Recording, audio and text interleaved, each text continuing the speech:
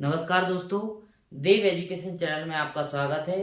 अब हमारे चैनल पे आपको करंट अफेयर से संबंधित महत्वपूर्ण प्रश्न मिलेंगे, तो हमारे चैनल को सब्सक्राइब करें, कमेंट करें और बेल आइकन दबाएं ताकि ज़रूरी अपडेट्स आपको सबसे पहले मिले। तो आइए वीडियो को शुरू करते हैं। पहला प्रश्न दिया गया है इसमें कि अभी हाल ही में कौन सा देश विश्व का दूसरा सबसे बड़ा फोन निर्माता देश बना। इसमें से हमें याद रखना है कि जो सेकंड नंबर पर है विश्व पे फोन निर्माता देश, वो कौन सा है? इंडिया,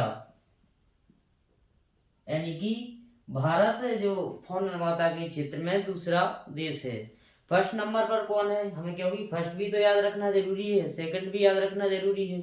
तो फर्स्ट पे है चीन, यानी फर्स्ट पे जो मोबाइल निर्माता का देश है वो है चीन। दूसरा प्रश्न दिया है इसमें, हाल ही में किस देश ने पर्वतारोहण नियमों में संशोधन किया है। यानी कि जो माउंट एवरेस्ट पर चढ़ते हैं लोग, उनमें कुछ संशोधन किया है नियम। तो उसमें किस देश ने किया है? तो वो किया है नेपाल ने। नेपाल देश ने पर्वतारोहण की जो रोही होते हैं उनमें कुछ संशोधन किया है कि जो एक व्यक्ति है वो माउंट एवरेस्ट पर चढ़ने पर प्रतिबंध लगा दिया गया है और कुछ रॉयल्टी शुल्क भी बढ़ा दिए गए हैं वहां के। अगला क्वेश्चन दिया है अपना, हाल ही में पुष्पलता राजन का निधन हुआ, वो किस क्षेत्र से संबंधित थी? ये महिला है, ये किस क्षेत्र से संबंधित थी? तो ये अभिनेत्री थी, यानी एक्ट्रेस थी।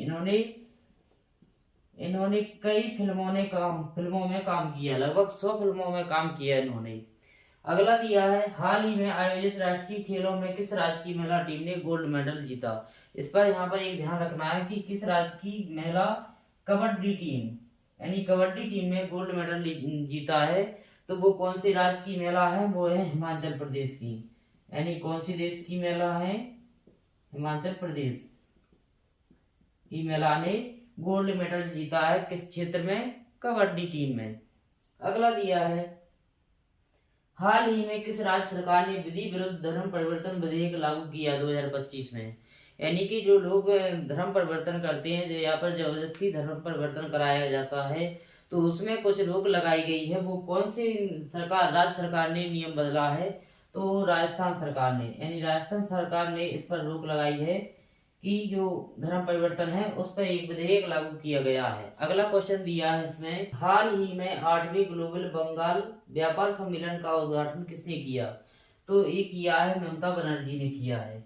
अगला क्वेश्चन दिया गया है इसमें कि हाल ही में किस देश ने कर्मचारियों के हफ्ते में काम के घंटों की कटौती करने का फैसला किया है। यानी कि जो कर्मचारी होते हैं उनके काम के घंटों में कुछ कटौती कर दी गई है। तो वो किस देश ने किया है? वो स्पेन ने किया है। स्पेन देश ने सप्ताह में जो काम करने की घंटों की जो लिमिट थी उसको थोड़ा कम किया है। पहले क्या होता था कि 40 घंटे काम करना पड़ता था एक सप्ताह में, लेकिन अभी जो किया है वो कम कर दिया गया है। यानी किस देश ने किया है? स्पेन ने। स्पेन से संबंधित हम कुछ फैक्ट याद रख सकते हैं कि जो स्पेन की राजधानी है वो मैड्रिड है। स्पेन की जो राजधानी है वो मैड्रिड है और स्पेन का जो मुद्रा है वो यूरो है।